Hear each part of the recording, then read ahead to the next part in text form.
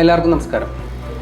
2024 നടന്ന medical entrance എക്സാമിൽ 720-ൽ 715 മാർക്കും വാങ്ങിക്കൊണ്ട് പാലാ ബ്രില്യൻറ്റിനും കേരളത്തിന് തന്നെ അഭിമാനമായി മാറിയ സനം കലയുടെ വീട്ടിലാണ് നമ്മളിന്നുള്ളത്. സനം കലയുടെ വീട്ടുകാരോടൊപ്പം തന്നെ ചേർന്നുകൊണ്ട് വിജയാഹ്ലാദത്തിൽ പങ്കെടുക്കാനാണ് ഞങ്ങളെല്ലാവരും ഇവിടെ വന്നിട്ടുള്ളത്. സനം കല്ലടി, ആരൊക്കെയാണ് സനം കലയുടെ വീട്ടിലുള്ളത്? വീട്ടിൽ ഉപ്പ, ഉമ്മ, ഉമ്മച്ചി, പിന്നെ 2 ബ്രദേഴ്സ് ഉണ്ട്. ഉപ്പ കുഞ്ഞിമോൻ ബിസിനസ്സാണ്, ഉമ്മ സമീറ ഹൗസ് വൈഫാണ്. ബ്രദേഴ്സ്, മൂത്ത ബ്രദർ മിഷാൽ കല്ലടി ഇപ്പോൾ UK വർക്ക് ചെയ്യാണ്. രണ്ടാമത്തെ ബ്രദർ ഷമീൽ കല്ലടി എയിംസ് ഡൽഹിയിലെ 4th ഇയർ MBBS ആണ്. പിന്നെ ഉമ്മച്ചി ഖദീജ. എന്താണ് ഫ്യൂച്ചർ പ്ലാൻസ്? ഫ്യൂച്ചറിൽ ഇപ്പോൾ ബ്രദറിനെ പോലെ തന്നെ എയിംസിൽ പഠിക്കണം എന്ന് തന്നെയാണ് ആഗ്രഹം. നീറ്റ് റിപ്പീറ്റ് ചെയ്യണമെന്ന് ആഗ്രഹിച്ച സമയത്ത് എന്തുകൊണ്ടാണ് ബ്രില്യൻ്റ് തന്നെ തിരഞ്ഞെടുത്തത്? മെയിൻ റീസൺ ബ്രദർ തന്നെയാണ്. ബ്രദർ റിപ്പീറ്റിൽ തന്നെ 700 സ്കോർ ചെയ്തു. അപ്പോൾ നമുക്കും എന്തായാലും സ്കോർ ചെയ്യാൻ പറ്റും എന്നുള്ളൊരു കോൺഫിഡൻസ് ഉണ്ടായിരുന്നു.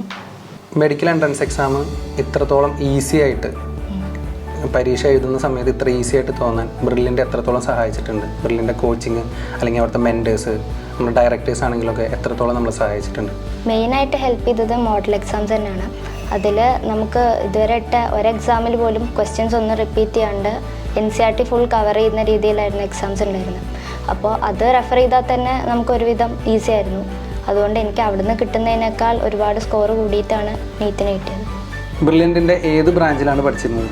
ബ്രില്യൻറ്റിലെ പാലാ ക്യാമ്പസിലായിരുന്നു. ഹോസ്റ്റൽ എമറാൾഡ് ആയിരുന്നു. അവിടെ നമുക്ക് 5 വാർഡന്മാരുണ്ടായിരുന്നു. മെയിൻ വാർഡൻ സുജാ മിസ് ആയിരുന്നു. എൻ്റെ ഫ്ലോർ വാർഡൻ മൃണാലിനി മിസ് ആയിരുന്നു. പിന്നെ ബാച്ച് Q40 ആയിരുന്നു. ക്ലാസ് ടീച്ചർ ശ്രുതി മിസ് ആയിരുന്നു. കോർഡിനേറ്റേഴ്സ് ജസ്റ്റി സാറും ടോം സാറും. പിന്നെ ബാച്ചിൻ്റെ ഹെഡ് ഇൻചാർജ് ഡയറക്ടർ വന്നിട്ട് ജോർജ് സാറാണ്. ഓക്കെ, ഹോസ്റ്റലിൽ നിന്നുള്ള പഠനത്തിനുള്ള സൗകര്യങ്ങൾ എങ്ങനെയൊക്കെയായിരുന്നു? നമുക്ക് പ്രിപ്പയർ ചെയ്യണമെന്നുണ്ടെങ്കിൽ ഏറ്റവും ബെസ്റ്റ് ഹോസ്റ്റലിൽ നിൽക്കണം എന്ന് തന്നെ ഞാൻ പറയുള്ളൂ.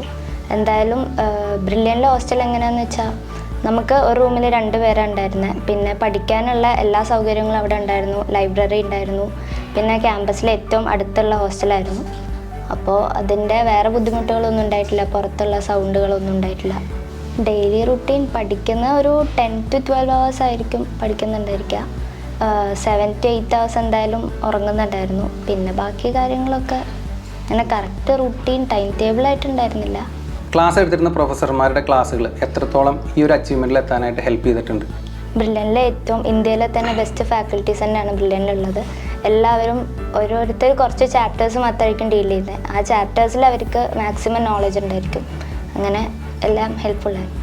നമുക്ക് ഡൗട്ട് ക്ലിയറൻസ് സെക്ഷൻസൊക്കെ അവർ എങ്ങനെയാണ് തന്നിരുന്നത്? ഡൗട്ട് ക്ലിയറിങ് നമുക്ക് പ്രൊഫസേഴ്സ് റൂമിൽ പോയിട്ട് നേരിട്ട് ഡൗട്ട് ക്ലിയർ ചെയ്യാം. അല്ലെങ്കിൽ ലേണിംഗ് ആപ്പിൽ ഡൗട്ടിൻ്റെ സെക്ഷൻ ഉണ്ട്. അതിൽ നമ്മൾ ടൈപ്പ് ചെയ്തിട്ടാലും ഡൗട്ട് അവർ ക്ലിയർ ചെയ്ത് തരും. ലേണിംഗ് ആപ്പ് ഉപയോഗിച്ചിട്ട് എങ്ങനെ ഉണ്ടായിരുന്നു എക്സ്പീരിയൻസ് ബ്രില്യൻറ്റിൻ്റെ?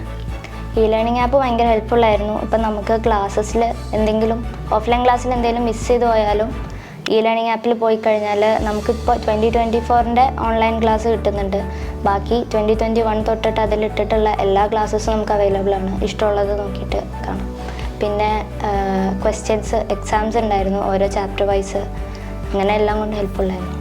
എന്താണ് ഫ്യൂച്ചർ പ്ലാൻസ്?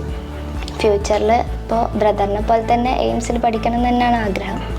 ഇനി വീഡിയോ കാണുന്ന നീറ്റിന് വേണ്ടി പ്രിപ്പയർ ചെയ്യാൻ പോകുന്ന കുട്ടികൾക്ക് എന്താണ് സനത്തിന് പറയാനുള്ളത്? നീറ്റിന് പ്രിപ്പയർ ചെയ്യുമ്പോൾ ഫസ്റ്റ് ടെൻഷൻ ഇല്ലാണ്ടിരിക്കാൻ തന്നെ ഏറ്റവും ബെസ്റ്റ് കാര്യം. ടെൻഷൻ എത്രത്തോളം കുറക്കുന്നോ അത്രയും നമുക്ക് സ്കോർ കൂട്ടാനായിട്ട് തന്നെ പറ്റും. പിന്നെ സ്ട്രെസ് ഇല്ലാണ്ടിരിക്കുക, പിന്നെ ഉറക്കത്തിൽ കോംപ്രമൈസ് ഇല്ലാണ്ടിരിക്കുക. എന്തായാലും സനത്തിൻ്റെ ആഗ്രഹം പോലെ തന്നെ ഡൽഹി എയിംസിൽ തന്നെ പഠിക്കാനുള്ള ഭാഗ്യം സനത്തിനുണ്ടാവട്ടെ. എല്ലാവിധ ആശംസകളും നേരുന്നു.